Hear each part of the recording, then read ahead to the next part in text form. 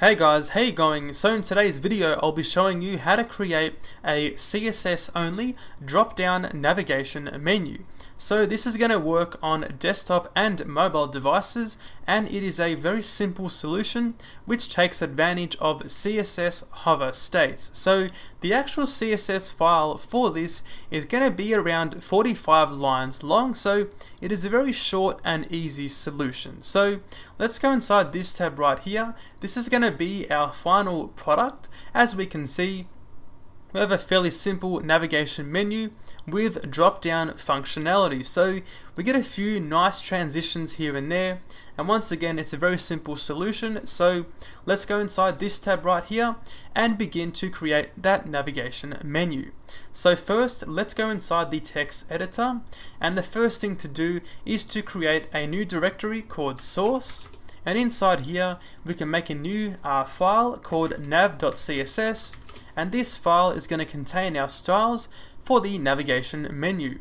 We can of course include this file inside the HTML, and we can say of course right here for source and then nav.css. So now we have the CSS file included. We can begin on the HTML for this navigation menu. So the very first thing to do, and it is very important to do this, that is to add the onTouchStart attribute to the body element. Okay, so this attribute right here, even with no value, this one essentially makes it so the navigation menu is going to work on Safari on iOS devices. In my own testing, I found that without this property attribute right here, the menu is not going to work on Safari on iOS devices. So if you want that support, definitely include that attribute right there.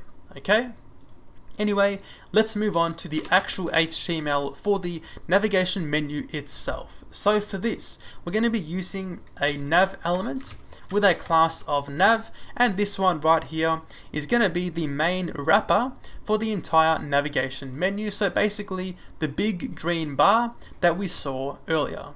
Okay, we can also go inside here and start specifying each one of our navigation links. Okay, so for these standard links, we're going to be using an anchor tag with an href of hash just for now, and also a class of nav__link. So I'm using the block element modifier CSS naming convention, but you can of course name these classes whatever you like. Okay, and then inside here we can just say home, for example. Okay, we can make a second one called contact. Okay, and I might just stop here, save this and refresh the page, and we get something like this. So let's move on now to specifying the HTML for one of our drop-down links. So for one of these ones, we're going to be using a div instead. So we're going to say div with a class of nav__link. Then inside here, we can say as a label, video tutorials.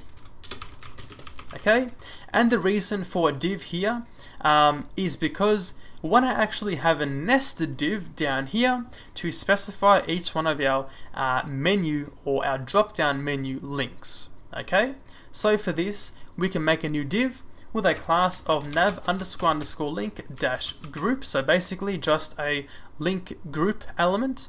And inside here we can use the exact same HTML which we used up here, and we can say, for example, HTML, CSS, and then JavaScript.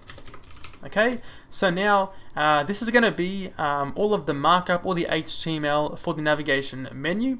If I was to save this and refresh, we get this right here. So once again, let's overview this again. So we can say, we can see we have navigation, our main wrapper, we have our standard links right here, and we have our drop-down menu which looks like this. So now we are done with the HTML. We can move on to the CSS to turn this right here into this right here.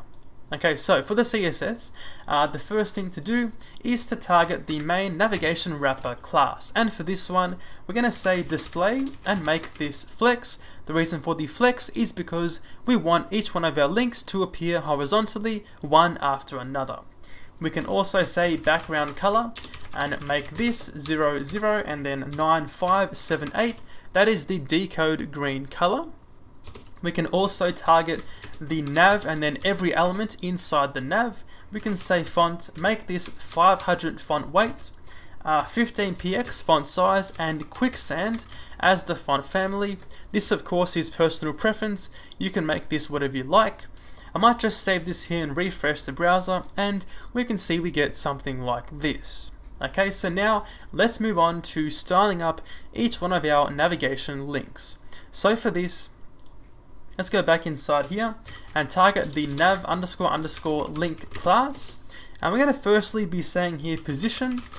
We're going to set this to be relative, and basically this position property right here allows us to set the positioning of the drop down menu a bit later on, so this will make more sense when we get to the part with the drop down menu. But for now, let's set that property. We can also say display and make this block. The reason for this is because we want each one of our links inside the nested drop down to appear on their own line, stacked on top of one another. Okay. We can also say padding and make this 10px top and bottom, and then 15px left and right. That is of course personal preference. We can set the text color to be white, and a text decoration of none to remove the default underline on anchor tags. We can also say cursor and make this pointer, and a white space of no wrap. So this white space no wrap essentially does this right here. I can show you. Let's go back inside this example and then go on one of our sub menu links right here. Okay, and we're going to be changing this JavaScript one to be JavaScript and then a few more times. So something like this. So as we can see, our JavaScript appears on its own line, and it's full width, or it takes up obviously a lot of width. Okay, if I was to get rid of that white space no wrap and then try again, we can see now the JavaScript appears with the same width as the link boundary. Okay, so having that white space no wrap does that right there. Okay, let's move on to the background color. So we can say background color and set this to be 0, 0, and then 9, 5, 7, 8, the same color which I used just up here. Okay, we can say user select and set this to be none. This just makes sure that users can't select or highlight our links if they were to accidentally double tap. Okay, we can also say WebKit tap highlight color and set this to be transparent. This is going to remove the default blue opaque overlay which you may see on some mobile devices, but we're going to be replacing this anyway with a hover state.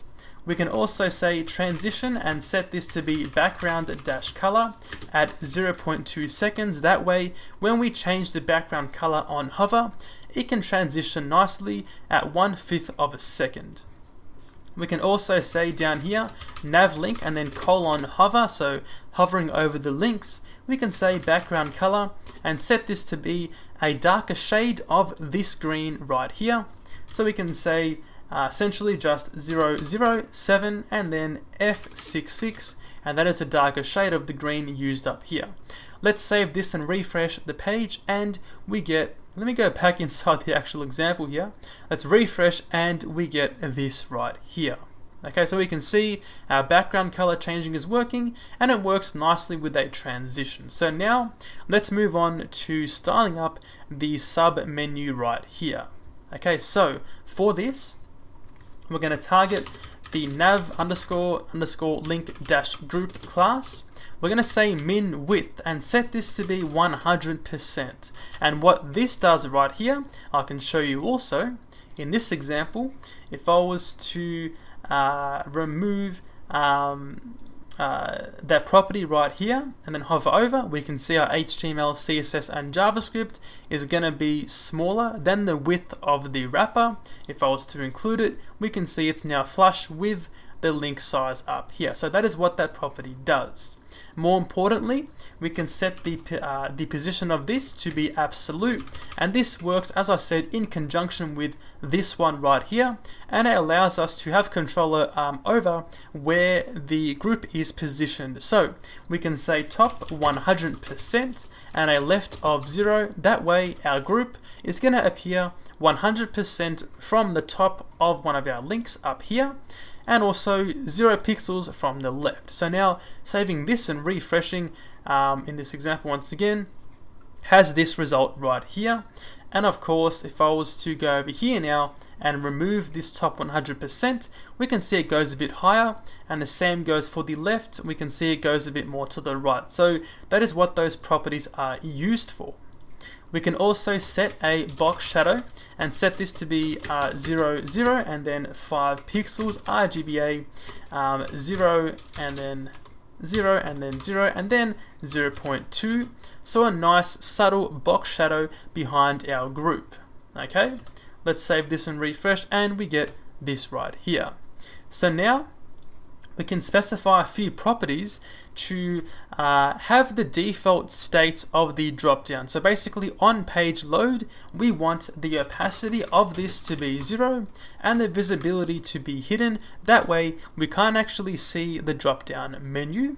Okay, we're going to also be setting the transform to be translate Y, and then -10 pixels. Okay, so this one right here is more for stylistic effect, and essentially it just makes it so the actual drop down menu is going to appear to sort of come down from the top of the page as we hover over it.